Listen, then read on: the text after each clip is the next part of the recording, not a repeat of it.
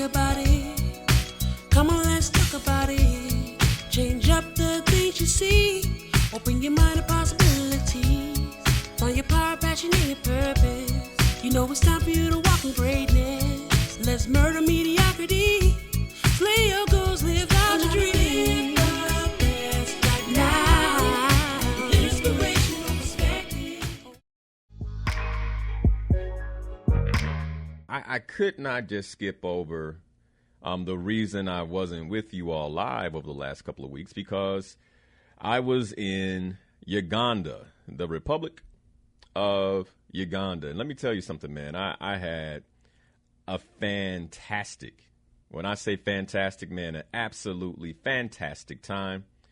And Uganda changed me, man. I really, really enjoyed it. I had some experiences over there that are absolutely unforgettable, and made some friendships and connections that I believe will last a lifetime. One of which is joining us on the air and will help me overall deliver the Uganda report. So now, you guys, real quick before I introduce my guest, one of the things that I always do is I love to bring you all along with me as I travel. Wherever I travel, or whatever countries that I visit, I always, unless it's, a country that's fairly, like, for instance, I'm not doing the Mexico report, right? Or the Jamaica report. Y'all go to Jamaica, y'all be up in Mexico, right? But when I go to places that I know many of us haven't been, or is not even on our radar, I feel a personal responsibility to tell you all about it, especially when it's an African country, because I know that we're not seeing on a regular basis any commercials on television telling us to go to Africa or any country in particular over on the continent. And so this is that commercial. This is that, and this is your opportunity potentially to even call in and ask any questions you have of myself and my guest after I introduce them. But I'm incredibly excited to share this experience. And I got to start with a quote. I got to start with a quote to kick this off, and then after that, I'll invite my guests to the air. But this quote is by William Burchell, and he said, "Nothing but breathing the air of Africa and actually walking through it can communicate the indescribable sensations of the continent." And when I say that, I got to tell you, I've been to the continent many times, but Uganda hit me in a different way. And that's what we're going to talk about today. I want to go ahead and invite my guest this morning, Colin. Good morning, sir. How are you? Good morning, Brother Linnell. Wonderful to be with you on a Sunday morning. I remember, if I recall, the last Sunday we were flying over some beautiful mountains together. That, man, and that's exactly, you're exactly right. Actually, 2 Sundays ago, well, not necessarily about this time, but 2 Sundays ago, a little earlier, we were flying from Entebbe to Kisaro and having church. That's right. Mid-air church. It was a wonderful spiritual experience, brother. It was. And for the audience, as a matter of fact, I'll have my production assistant throw up some aerial photos of that now. For the listening audience, let's just jump right into it, Colin, with this. And now I'll ask you to introduce yourself fully in a moment here. But for the audience, just to kind of introduce you to Uganda right off, one of the things that when I got there on a Saturday afternoon after flying out on Friday from Chicago and spent the evening, had dinner with Colin, met him for the first time. And then the next morning we got up and we flew to Kisaro, which is, correct me if I'm wrong, the southwest part of the country, correct? That is absolutely correct. And so here's, just kind of give everyone a little background story on how this went down.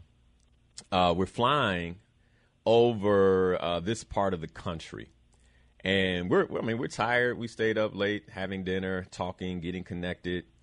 And as we're flying, I'm trying to close my eyes and get some rest. And I keep looking out the window, and I keep seeing the beauty of the landscape beneath me, and it's got my blood rushing, my heart is pumping, and I'm just saying I can't go to sleep. And poor Colin, Colin, you've seen this many times, and I gotta ask you, because the watching audience, for those of you watching, can see some of the landscape now of Uganda. By the way, if you're listening and you want to see this as well, you can check out the live video stream of the show on Facebook at Coach LinalHarris. But as we're over the air, like I can see Colin, shutting his eyes, but I'm like, Colin, what, brother? You see this? and I don't think any of us got a peep of sleep on that flight from looking at the beauty of the landscape while we flew over that part of Uganda. My goodness. Do you ever get used to that, brother? Well, I got to be honest with you. It's always like a new experience. I mean, every time you're flying over there, I mean, it's because, like you said, it was really the fact that it was Sunday. We felt like we were really having church. It is exactly how I feel every time I jump on that morning flight. I mean, from that morning mist to the view of the mountains and just the time to think, because it's a 1 hour flight, but when you're looking down at that scenery, I mean, it takes you to a place of deep thinking. And so, it was a very appropriate Sunday morning worship. No, to be honest with you, I never really get used to it. It's always a new experience. Well, for me, it was Sunday morning, and all I could think about was the majestic creative power of God and how he formed all this. He created all this.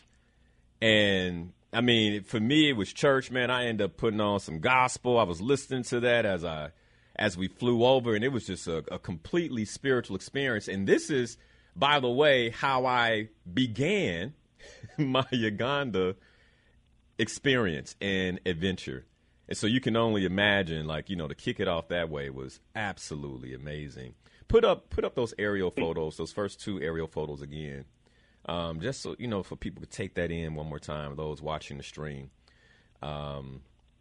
Just absolutely amazing. And the piece that amazed me most, and then I'll leave it alone so we can get to some other parts of Uganda, was that morning mist in between the hills. Actually, I think it's the next photo where you have that morning mist. You have the volcanoes in the background, and you have that morning mist in between the hills. And I have this on my Facebook page and Instagram as well, if you want to go check out the videos, because these are just the pictures since we're on the show. But you can see that morning mist at the bottom. In the background, you can see the 5 peaks of one, the volcano, and the other, the mountain range, which, by the way, Colin, correct me if I'm wrong, but I believe that Uganda shares the largest mountain range on the continent with the Congo. That is correct. It actually spans across the DRC, Democratic Republic of Congo, Uganda, and Rwanda. Okay. So, yeah, those three, and Rwanda. Okay, yeah. Got you. Absolutely stunning. I mean, just absolutely stunning. And we spent the next 2 days in Kasaro, and that volcano was what greeted me every morning when I looked out my window. It was just awe-inspired. Let me tell you, man, it's hard. It was hard not to, you can't forget your prayers those mornings, brother. I'm telling you. I guess the best way to kick this off before I ask you to just share a little bit more about yourself is the Winston Churchill quote that he shared about Uganda, where he says specifically, "For magnificence, for variety of form and color, for profusion of brilliant life, bird, insect, reptile, beast, for vast scale, Uganda is truly the pearl of Africa." Now, I've read that quote before, and I read it before I left. And I thought, oh, okay, you know, Winston Churchill, whatever, you know, Pearl of Africa, blah, blah, blah. I don't think I really understood it until I got there and really understood what he meant by saying the Pearl of Africa, the jewel of the continent. And I got an opportunity to experience that.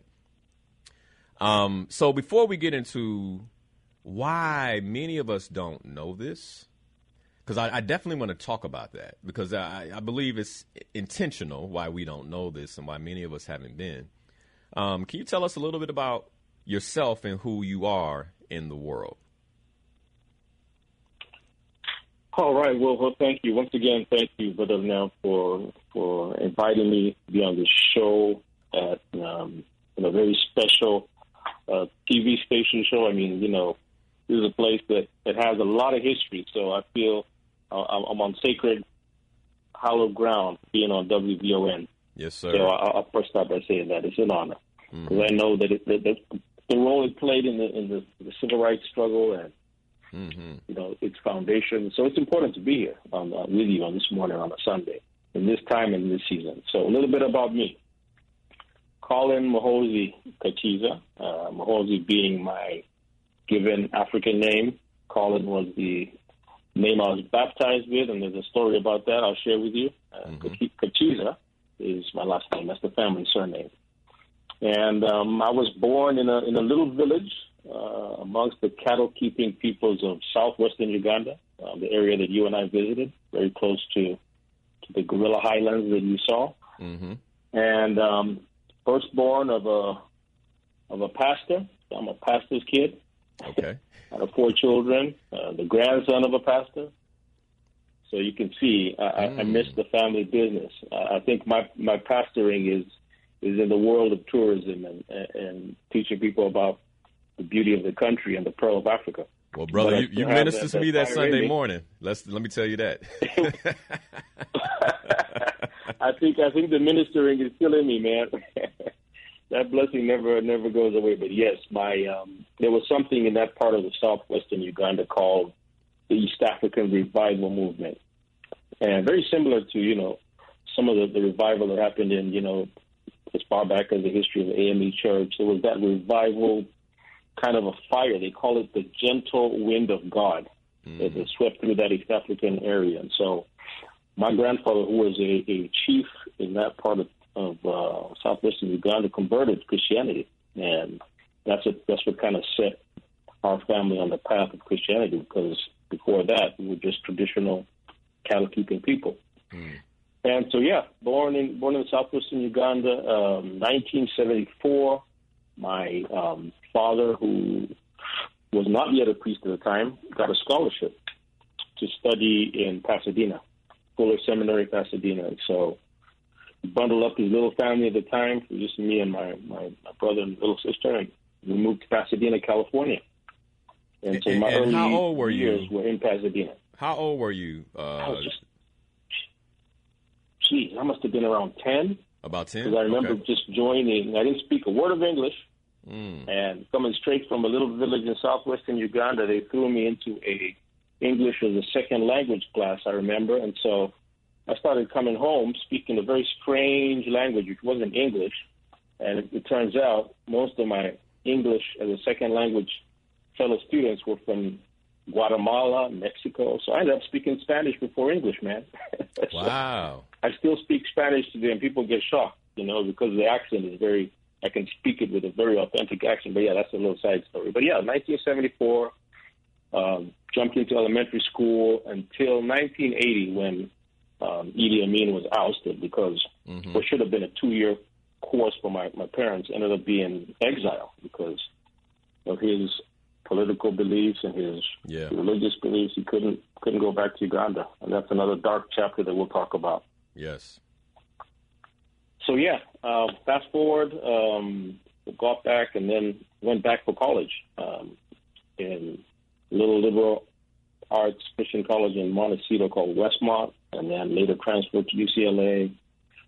Started working. My first degree was in business economics, but I really found a passion in hospitality because I had a night job. You know how it is, man. You study at night, go to school during the day. So I got the hospitality bug working at Hyatt hotels first, and then eventually Four Seasons hotels, where I kind of honed my hospitality global perspective. And then, yeah, that's another story. But working Four Seasons, and then I'm sure you'll ask what brought me back home, but that's probably another question. But that's a little bit about who Colin is. Awesome. And so altogether, how much time did you spend in the United States?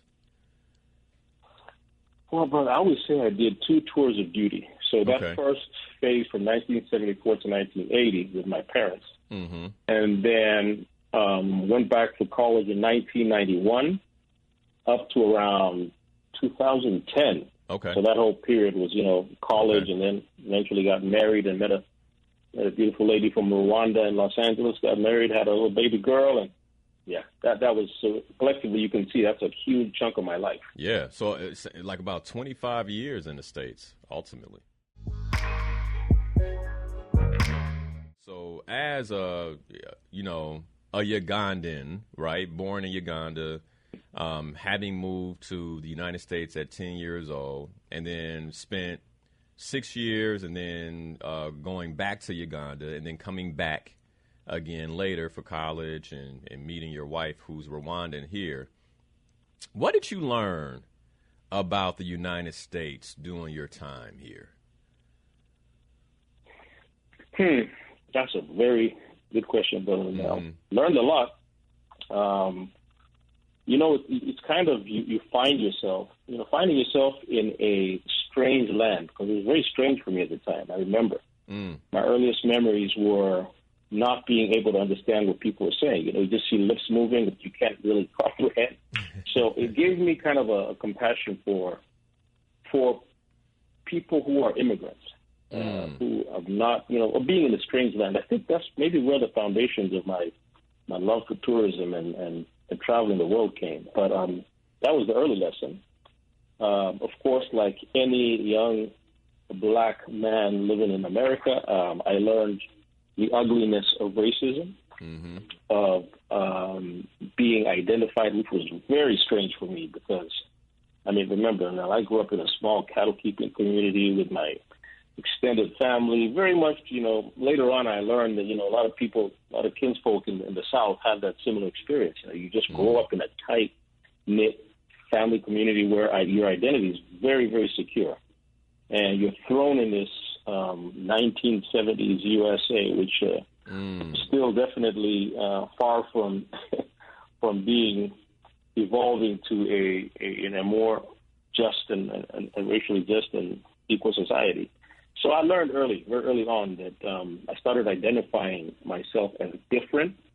So there was that lesson. There was the lesson of just I think you touched on it, this urban jungle, how it disconnects you from yourself because it's a rat race. Yeah. I learned that later on. But yeah, many, many valuable lessons. But that's kind of like a few snapshots of just learning about my identity, identifying myself as a black person, which I never had to do.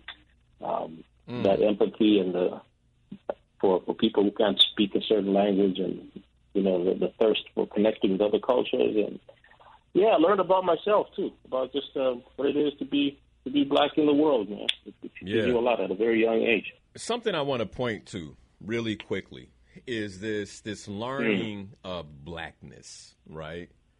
And it really sticks out to me because what I'm hearing you say is, 10 years old, growing up in Africa, tight-knit community, there's no conversation about any labels in terms of who you are or identifiers in terms of who you are. And I'm guessing that at that point, your identity was intact. Like you knew who you were, you knew who you belonged to, and you knew your history, your ancestors, et cetera. Is that a true statement? That's a very true statement. That's a very true statement, bro. And would you say... I told you my grandfather being a chief, sorry. Right, yeah. Yeah, go ahead. Your grandfather being a chief, go ahead.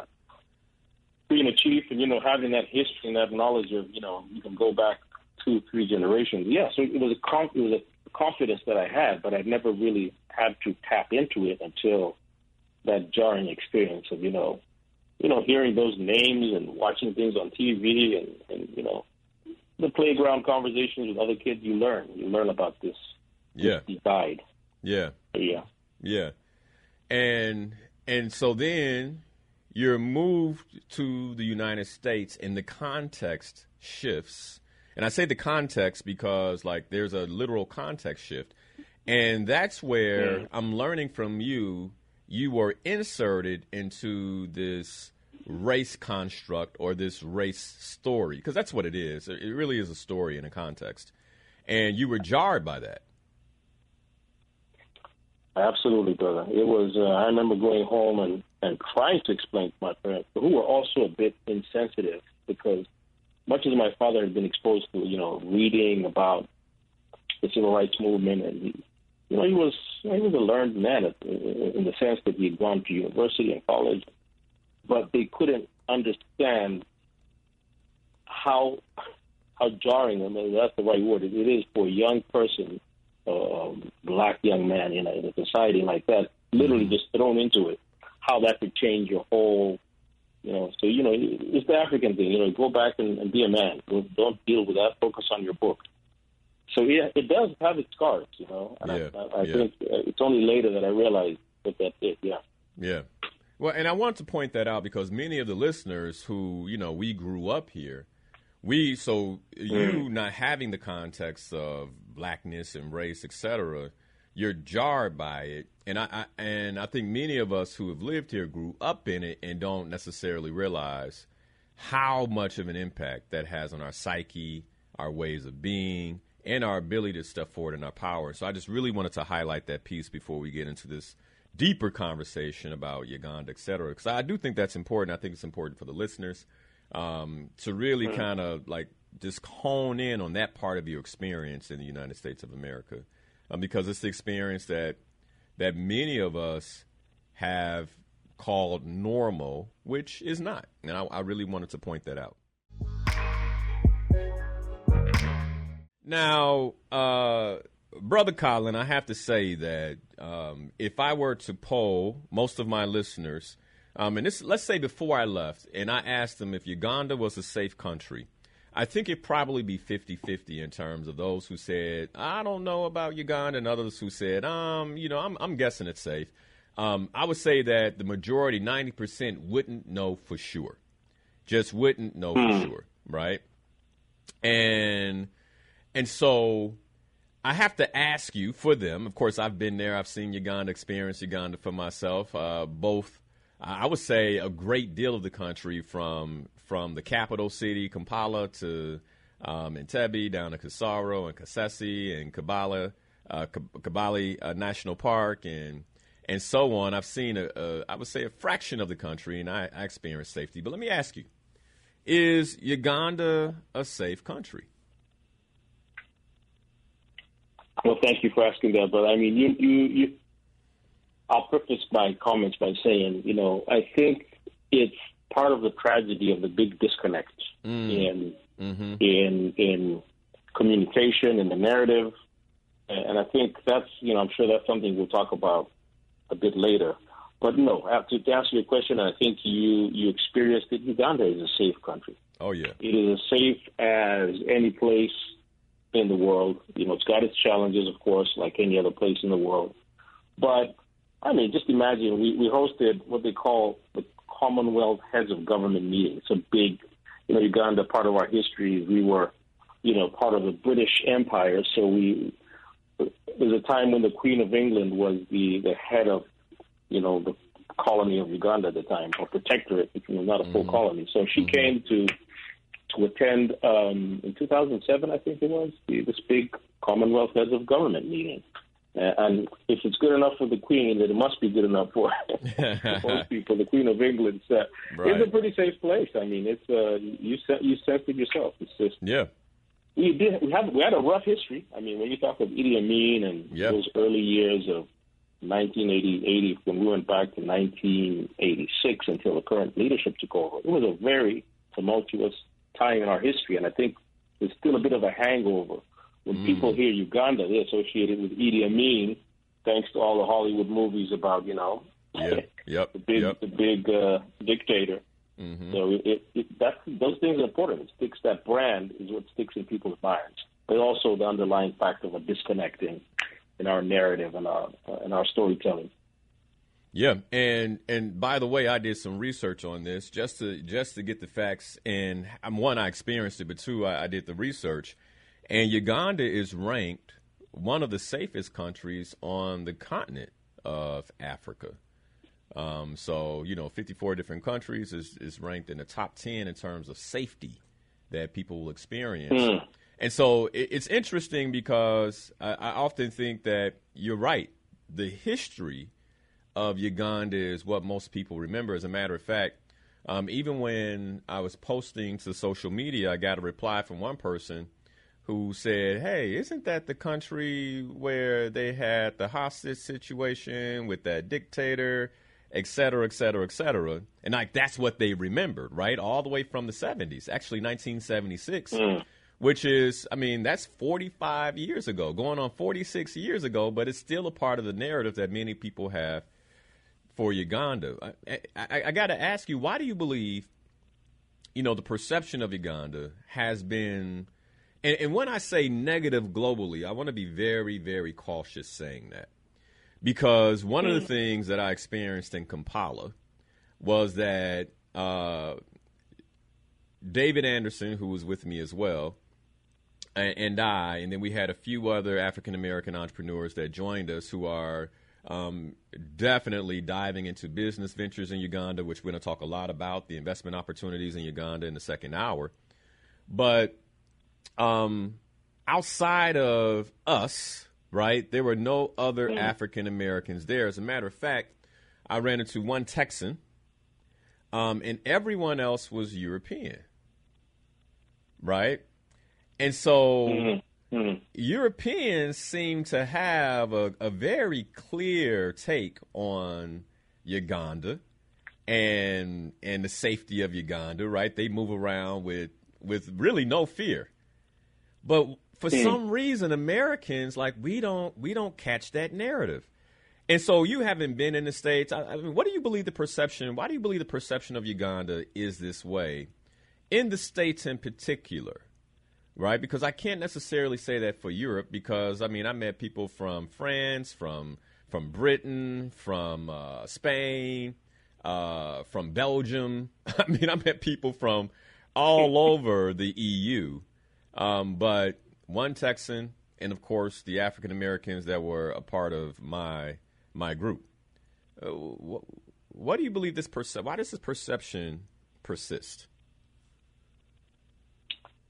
Well, thanks again for such a deep question, my brother Linal. I think there's several factors.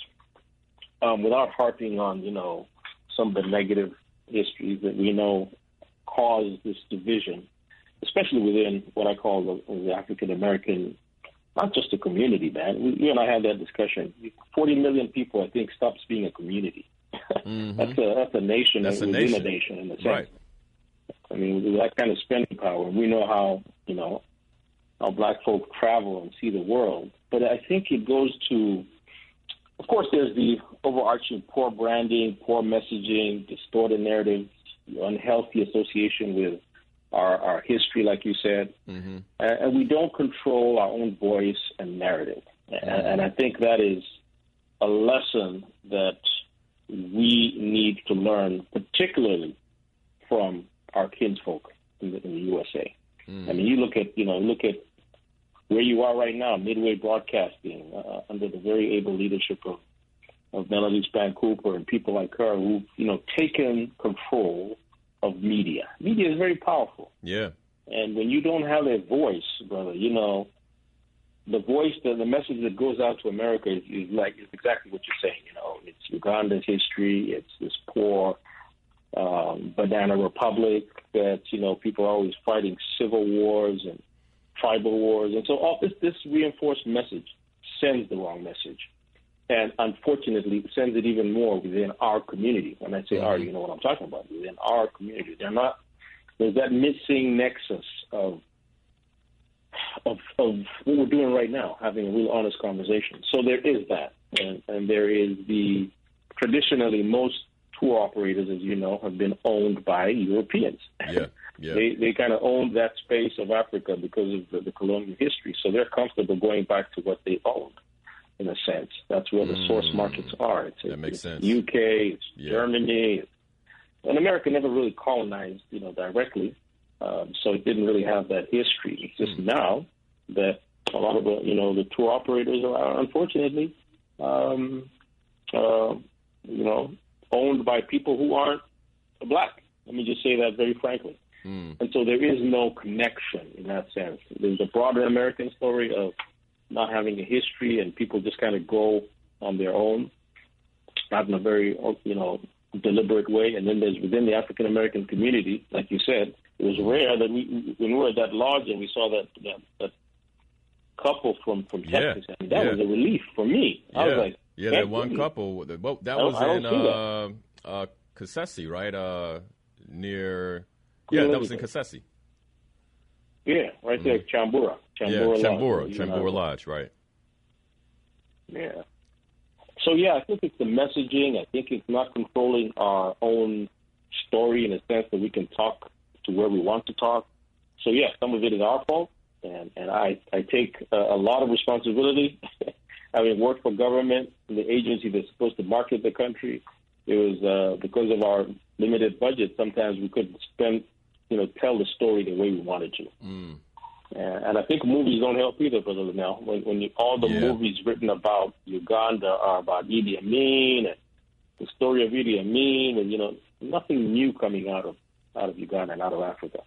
And I think that's where you and I had that conversation of how we need to collaborate. I think our hope is in our kinsfolk in America to help us tell that story, because you have been very successful in spinning that message, especially now. Yes. The story is changing. It's changing every day. I want to ask you, can you share a brief historical narrative of Uganda? And I think this is important for us to understand just the full narrative and the impact that colonization had on the country, the impact that meddling in the affairs of Uganda had on the economics of the country. Saturday before I left, we were sitting around the table discussing, if you recall, that economic history of Uganda. And one of the things I remember most was when I think it was either you or the brother Darren shared that there was a time when Uganda was one of the leading economies on the continent and how that was disrupted. Do you recall that conversation? I do recall that, yes. Can you share some of the specifics that we were discussing at the table with the listening audience? Absolutely, brother. I think we talked about how in the 1960s, right after Uganda attained independence from the United Kingdom, 9th October 1962, when the Africans took over leadership of the country. Uganda was, way ahead of countries like Korea today, South Korea, you hear about, like Singapore. GDP was, high, exports were high. The economy was doing well. And fast forward today, and it's a very different story. I really want to put this. How do you get? And I want to put this in perspective, right? Because Uganda, you just said Uganda's GDP was above that of South Korea and that of Singapore, right? And if we look at these countries today, the overall GDP of South Korea is 1.6 trillion. Okay, and the overall GDP of Singapore is 340 billion, right? And the reason I want people to understand, like, the impact of meddling in Uganda that it had on the country, because now you all are at a place where you're a little under 40 billion in GDP. Correct. Right? And so that's very true. Because you can say that, there was a time, 1960s, where Uganda's GDP was above that of countries like South Korea and Singapore. But I don't think people understand it unless you start to toss those numbers out. Those countries unmeddled, right? South Korea, unmeddled, moved to $1.6 trillion when nobody's bothering them, right? When nobody's meddling in their political affairs, right? Then the economic progress that country can make is astounding. And then when we look at Uganda, go ahead. I just want to put that in perspective. That meddling cost, billions of dollars to the country and millions of lives. Absolutely, brother. It's a sub-story of the bigger story that you and I think talked about, even before we talked about those specifics. We were talking about the continent globally. Yes. In terms of the loss of life, the loss, 400 years, brother, of hemorrhaging the continent of its best people, its best resources. That has an impact. You can't just sweep that under the carpet and say, you're underdeveloped because of laziness, some of the terms that are thrown around, or you're always fighting tribal wars. No, there's a history. There's a history to how you get to where you are. It's unfortunate, but it's good we're having this conversation, now. I know we got to get away from the heavy stuff and talk about the beauty of tourism. Yeah, we are. I didn't want to bore your visitors, your listeners with all the head, but it's all part. But this is it's important. It's important. I really, because I think as we set the tone for why you should go, I want people to understand why they haven't heard. Absolutely. Yeah. That's hugely important. I agree with you. I was just being a bit facetious saying that we talked about some really big picture. This is true. And it's uninterrupted.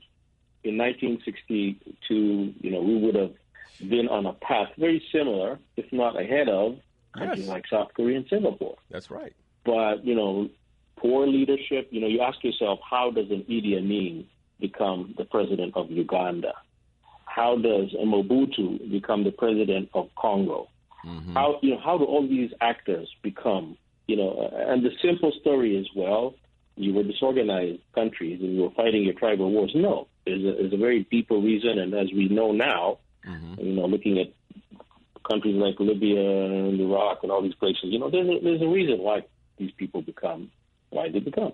Yep. And so I think without getting into the deep details, yes, it's not about laziness. It's not about infighting. Yes, we do take some responsibility, and I think we've gone beyond that conversation of the blame game. But the blame, the problems have a genesis, and yes, it takes us to rebuilding, reconnecting, refocusing, repurposing, and that's the story of the new Africa, of the new African American community. Is people like yourselves and myself. You saw the energy around that table as we were talking about business opportunities. Yes, it was about what's available, what can we do. Much as we understand that there's a very ugly past that brought us, now it's about the future. That's right. How do we build our communities and our linkages and our opportunities? And that's the key thing, opportunities there. Absolutely. So Absolutely. Yes, maybe that kind of hits on the why. The why you should come is that it's a new chapter, it's a new dawn. But if I may, we talked about the flight from Kisoro, and just throw a few of those pictures up again for those who may have missed it. The flight from Entebbe to Kisoro and how gorgeous and beautiful that was. We landed in Kisoro, and talk about lush, green, volcano mountains, cloud-capped, just absolutely gorgeous. And then the next day I had the opportunity to go into the mountains and trek gorillas. And if I'm not mistaken, Uganda holds half of the mountain gorilla population there in East Africa. Is that correct? That is absolutely correct. It's shared between, once again, that same mountain range, between Congo and Rwanda. But I think more than 54% of the gorilla population, mountain gorilla population, is in Uganda. Yeah. But, they also have minds of their own. They kind of like wander off. So on any given day, they move around. As you experience trying to trek them. Absolutely. They definitely move around. Yeah. And for those of you, I want to share a quick story real quick about my gorilla trekking experience, because this is my second time trekking gorillas. I trekked gorillas the first time in Rwanda on the other side there that you talked about. And so this time in Uganda, I got the opportunity to trek gorillas with a particular family there in the Gahinga Mountains. Right. And I made a special friend while in those mountains with a young silverback named Nkondo, who took a liking to me and basically kept approaching me during the trek. It made the trek absolutely unforgettable for me. And if you like to see my documentation of my friendship with Nkondo in those mountains, you can go to my Instagram page at LinalHarris, LINAL, to check that out.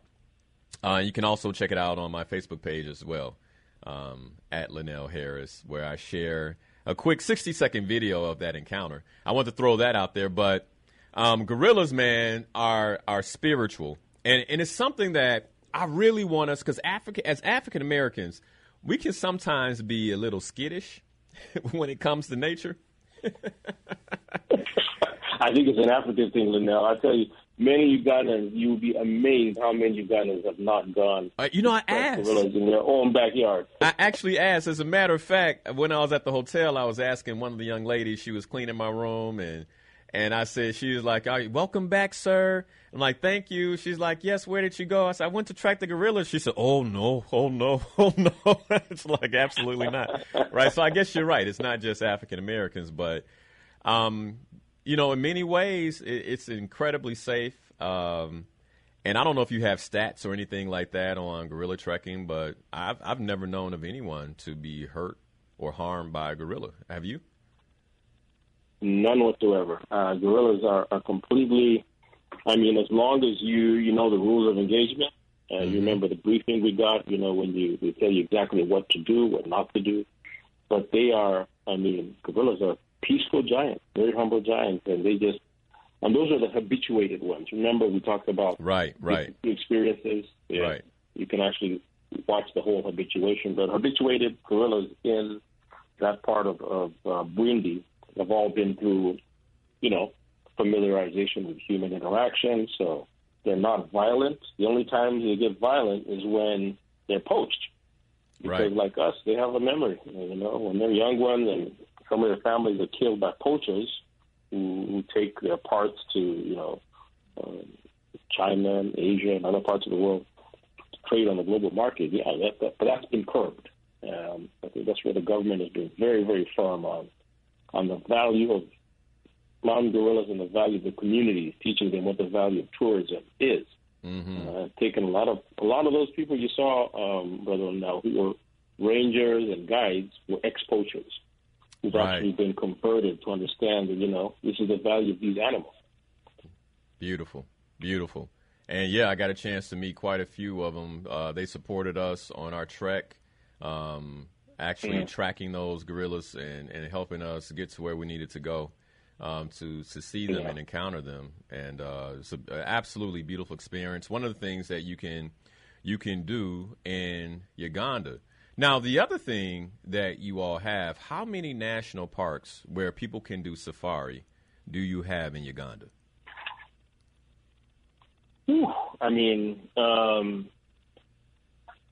Altogether, Uganda has 10 national parks. 10? And 12 game reserves, yes. So you got the national parks like Queen Elizabeth that you saw, and Kibale, Kibepo, Bwindi. Then you've got the game reserves. So, yeah, it's amazing how much is packed in this little country. Yes. Almost all of Africa in one country.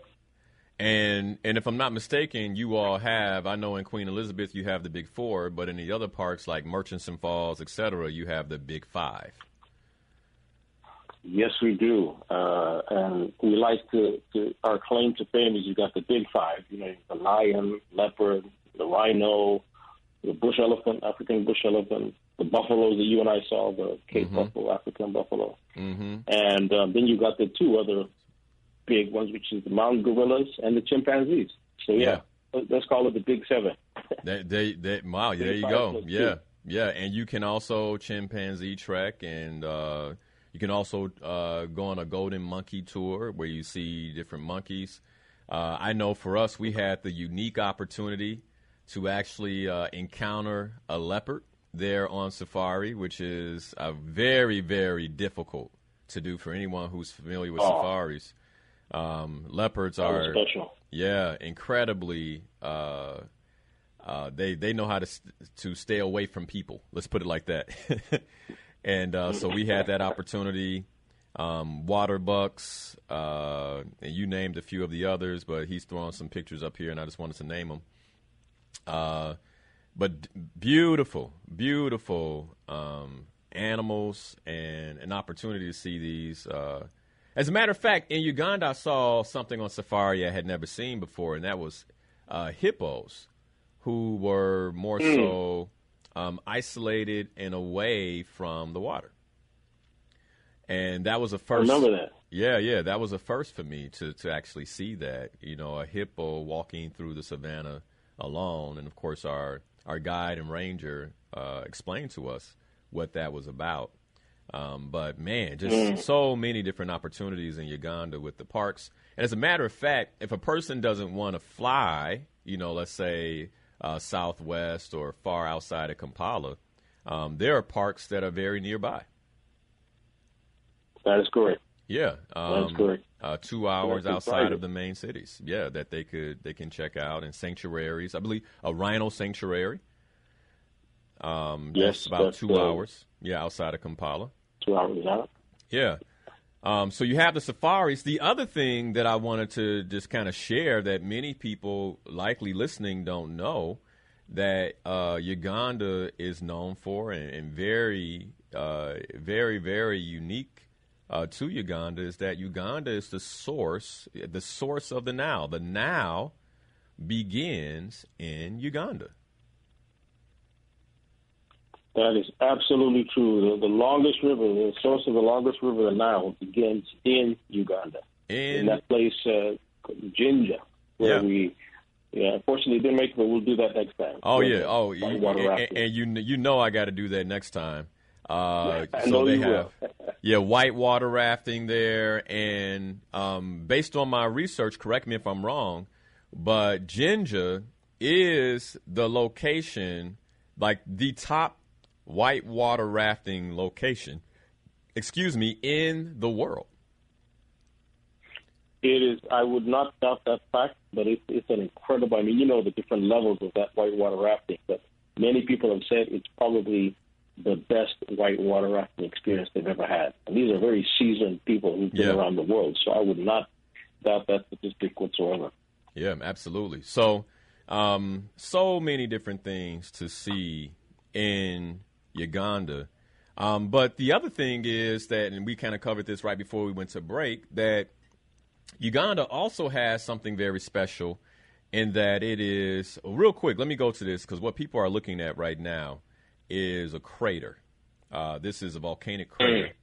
And one of the other things I noticed, I don't know if you can speak to this real quick, Brother Colin, but in the southwest part of Uganda, there are these craters that used to be volcanic, used to have volcanic activity that are now dormant, that the inhabitants are using now as farmland. And you can see in that last picture, if I have Ade throw it back up, you can see that, you actually have planted fields and planted things over those craters. But absolutely gorgeous, gorgeous scenery when you look at those volcanic craters that are now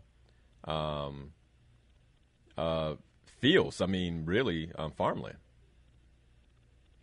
That's very true. And yeah, it's amazing. You noticed what we talked about in the food. You know, when you eat Ugandan food, there's something different. I never used to believe that, but I told you my testimony. When I started eating, I mean, before I left the U.S., I was diagnosed as type 2 diabetic. Mm-hmm. And I think, as that disappeared after I started eating good, fresh, organic food. And 90% of our food here is organic. And a lot of it has to do with those rich volcanic soils. That's kind of why I brought that up. That volcanic area, the soils become very rich, so the food is very rich. And it just, that's what lends to that beautiful green farmland that you saw. So, and that's why Uganda is well known for its food, agriculture. And let me say this, you all. The food is banging. Oh, man, did I eat good in Uganda? So you're sharing already, Colin, that it's organic, it's fresh, it's good, but you didn't talk about the taste. I mean, the food is absolutely amazing. The brothers and sisters over there, the chefs, they know how to do it just like home. Man, it was seasoned well. I didn't have to do nothing. I didn't have to do nothing but eat. No salt, no pepper. I remember we did enough of that. Yeah, I didn't have to do, man. All I had to do was put it in my mouth and enjoy. Absolutely amazing food. But I want to come back to something you just shared. When you left the United States, you said you had type 2 diabetes. Yeah, I was on medication. Blood sugar level was crazy, but it's. I mean, I noticed it, and my wife actually first noticed it. I started feeling a lot better after about a year, eating fresh food, eating a lot of greens, and of course, as you know, the fruits here. I mean, I don't think I've tasted pineapple and mango and papaya like I have here, and so just that very natural way of cooking. Remember that the dish that we tried, all of us, luwombo. That's the one that food is boiled in its own water and its own steam in banana leaves. 100% oil free, but it was delicious, right?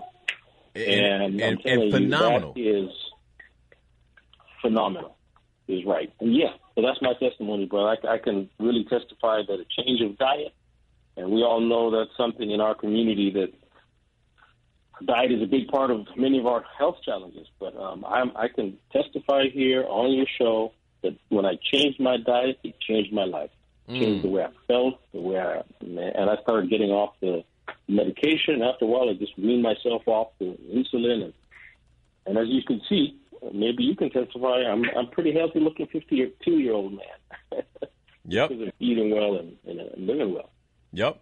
And to that point, because if you recall, I think we were in Kasaro, and there was one point where they didn't have a vegetarian dish, and that's when they were serving that traditional dish that you just talked about. And it was a chicken dish. And I said, well, I don't eat chicken, but part of the reason I don't eat chicken in the States is because it's, the hormones, the antibiotics, all the things that were put in chicken. And you looked at me and you said, Brother Linnell, if you're going to eat chicken, this is the time. This is free-range chicken that's been running around Kasaro. That's it. And so I opted. I said, you know what? Okay, I'll have the dish. And let me tell you all this. This is the first time I had chicken in 5 years, you all. And the drumstick, if you put the camera on me, the drumstick for the leg was that big. Right? That's how big. For those of you who can't see me on the radio, I got my fingers spread about 3 inches, maybe 3.5 inches, right? That's how big the drumstick was. A true free-range chicken. No steroids, no nothing. And let me tell you, first time eating chicken in 5 years, I went to bed that night, woke up the next morning, did my yoga stretches, workout, no problems, no digestion issues, everything was fine. Phenomenal food in Uganda. Absolutely phenomenal food. We just have to go ahead and do that little commercial real quick for the food. We all know it's part of the experience, man. When we eat yeah. together, then we can, break bread together. It was an amazing. If I'm correct, I think you ate that chicken twice, Linnell. I did. I had it again in Kasese. I think you did, right? Yeah, in Kasese. Yeah, exactly. I had it again in Kasese. And guess what? Since I've been home, I ain't had none. Amen to that. And I won't be having You got to any. change that. Yeah, I won't be having You got to any. change that. Yeah, absolutely. So, again, you all, we talk about these, even my diet restrictions. It's based on what I believe is best for my health. And United States chicken, it just ain't there. It's just not there, right? And in many parts of the world that import United States chicken because of how cheap it is, it's just not there. That's just not it. So, you talk a little bit about Uganda's top exports. Well, being a very agro-based country, as we saw in our flights and in our drives around the country, obviously agriculture plays a very, very huge part of the economy. And I think about the last statistics I saw, 80% of the population is engaged in some kind of agriculture. So our top exports are coffee, very good coffee in the Rwenzori Mountains, the mountain range that you saw in Kasese. Snow-capped, I may add, right in the middle of the equator, which is a very rare thing to see snow on the equator. There's beautiful coffee up there, the Arabica beans. In Kisoro, that area, because of the volcanic soils, has amazing coffee and tea. So we export a lot of coffee, a lot of tea, and recently a lot of gold, believe it or not, because the current president, in his wisdom, invested in a gold refinery. He said, his philosophy is we need to add value to our products. We can't keep losing value by just exporting raw materials, and then they get imported back. It's the raw deal. No pun intended. But, yeah, so we export a lot of gold now because it's processed in a huge refinery. Coffee, tea, vanilla, amazingly, has become a very important export. It's a very popular spice, and it's because of the equatorial weather. Our vanilla is actually richer than some of the traditional vanilla coming out of some of the Asian countries. Recently, there was a big upswing in the popularity of avocado in the world because of its health benefits. So Ugandans have really migrated into Hass avocado, and that's become a very strategic export as well. So those are the main. You can see they're all agro-based, but I think you and I talked about the most recent development. I know oil is not a popular conversation, but given what's happening in the world, and unfortunately in Ukraine and Russia and that part of the world, and the oil price, I saw the gas prices are crazy all over the world. Yeah. But Uganda landed on huge deposits of oil on the border with Congo, so I think they signed a final investment decision with the international oil companies. So by 2025, 2026, we should be exporting crude. But the uniqueness is that we have our own pipeline and refinery. Once again, the president, in his wisdom, realized you can't just export oil and then import it expensively. Why don't you process it? Right. And first of all, supply the region, your own country, then export. So, yeah, that's a recent development. Beautiful, beautiful. So, Brother Colin, investment. Yes. Yes, Brother Linnell. I mean, that's something that's near and dear to my heart. It came out of what I shared with you of my second tour of duty in America. I got closer to my roots.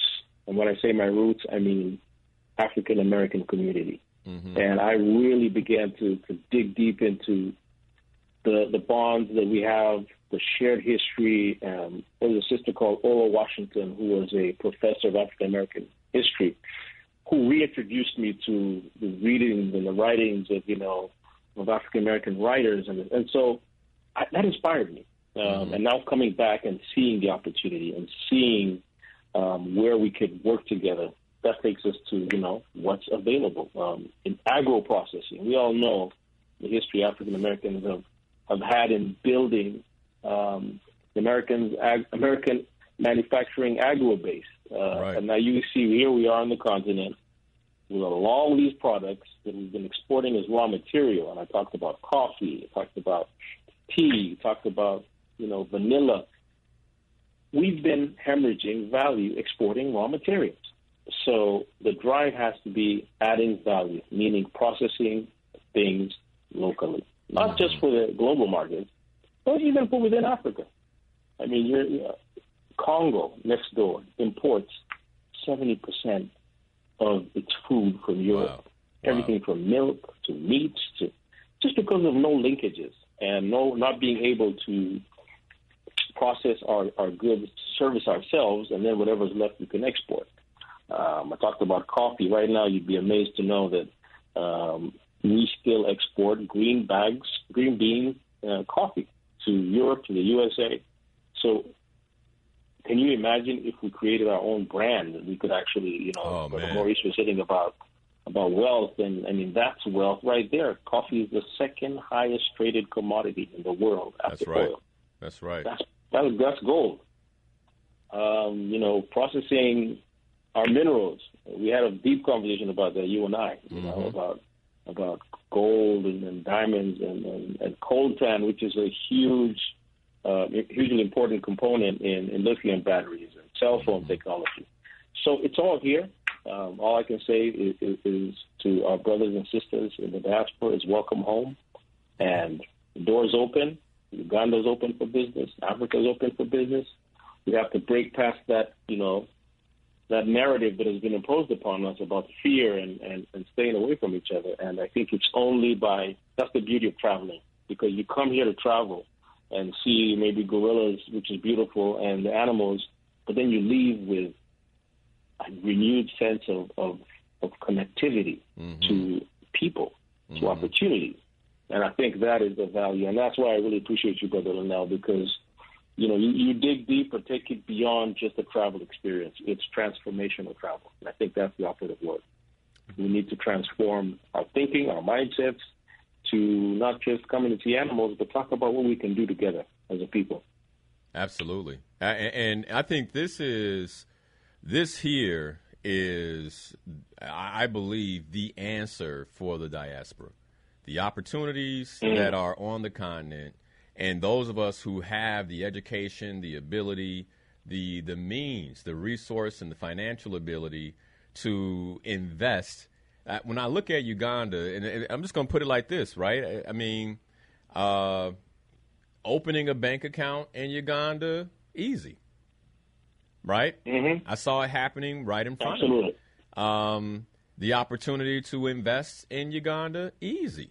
The opportunities are there if we want to make it happen. And I think all too often we're kind of caught up in this European way of thinking, like the only way to make money is the way that we've been taught to make money.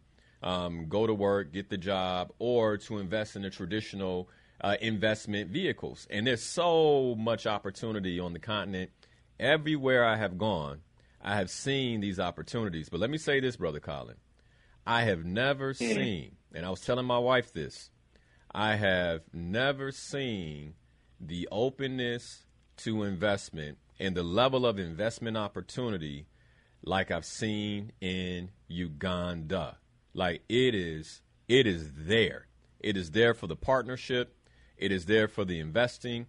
There is opportunity waiting if those of us who have the means are really willing to make the sacrifice to get there, to make that initial investment in learning about Uganda, making the proper connections in Uganda, and then, of course, doing business in Uganda. With any business, with any country, there's a learning curve. But I was blown away by the opportunity I saw right in front of me. Absolutely blown away, more so than I've been with almost any other country. And there are other countries that are great for investment. I mean, we talked about on this show in the past, Rwanda, and of course I go to Ghana every year. But Uganda is base level. I mean, it's easy. In other countries, often you may need quite a bit more to kind of break through and get into certain conversations. In Uganda, what I saw is what you need is a vision and commitment and know-how. And if you got that, there's opportunity. Okay, man. Well, first of all, on the issue of dual citizenship, 100%. I think you and I had that conversation about creating pathways through whether it's investment or relocation. I think it's something that the government is obviously looking at and very receptive to, because you're coming home. And there's nothing better than coming home. So right off the bat, I tell the brother Cliff that's very possible. On the issue of the military, that's always a sensitive issue to discuss on air. But I think the options are definitely, once you're a citizen, then you can serve your nation, right?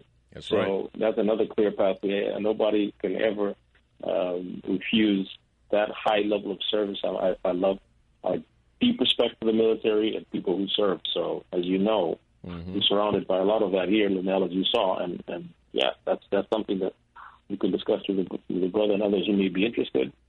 On the issue of COVID, clearly it was a tough decision for many people. There was a lot of resistance to vaccines because of the history, not just the Tuskegee experience that happened to our people there, but even here we have our stories of mistrust when it comes to vaccines, injecting things into your body. But I think at the end of the final analysis, this was such a huge crisis that the government took the position of science, and so many people did get vaccinated. Fortunately, our numbers remain low and were very low in terms of the deaths. And I think it has to do with what we talked about earlier: organic food, immune system, Uganda, the weather here.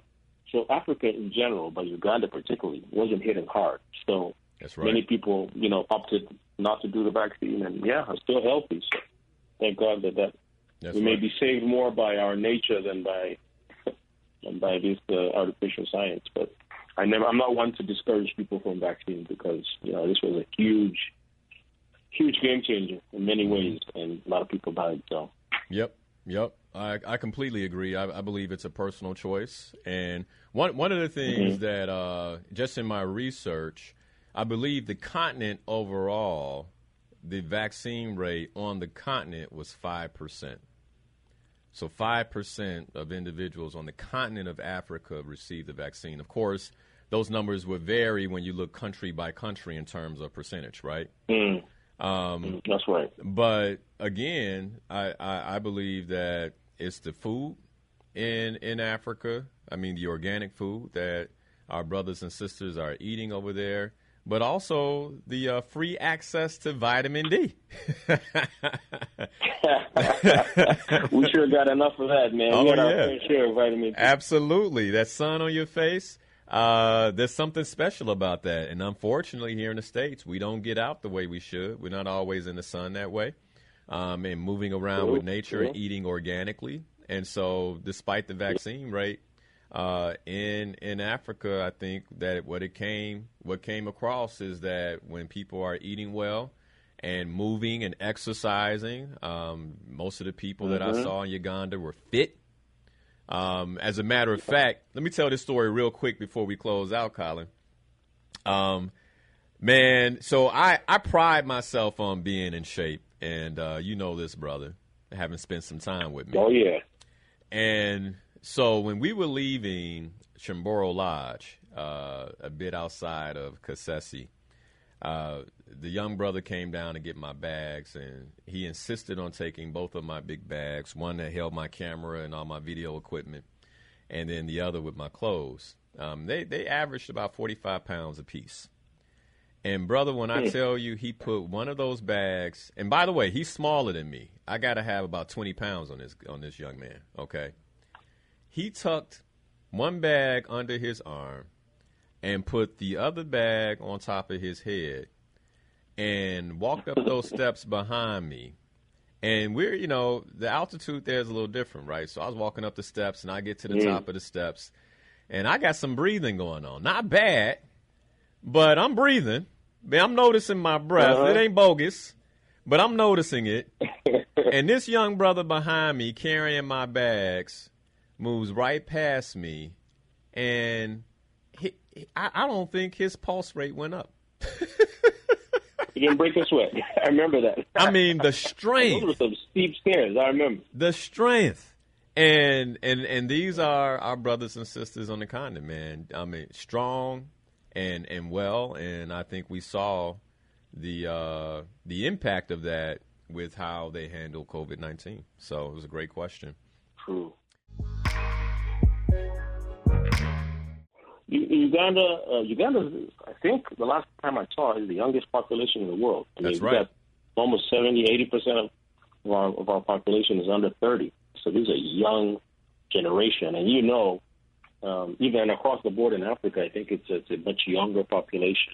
That's right. Whereas in our the northern hemisphere, we have aging populations, and Asia, same thing. So the youth demographic dividend, which can either be a blessing or a curse, depending on how quickly we organize ourselves, because you don't want too many young people coming and not having jobs. That's so right. Hence the great need for us to collaborate on business opportunities to create jobs for this young population. And I think even within our community in the diaspora, the 40 million African American strong community, you see some of the same kind of demographics. That's young right. population. So we've got to create these linkages, brother. I think it'll be a new African century in a way. We can get our coordinates right. It will be. It will be a new African century. I'm declaring that, brother. I've shared many of my declarations with you in terms of Africa and the role that I believe I play.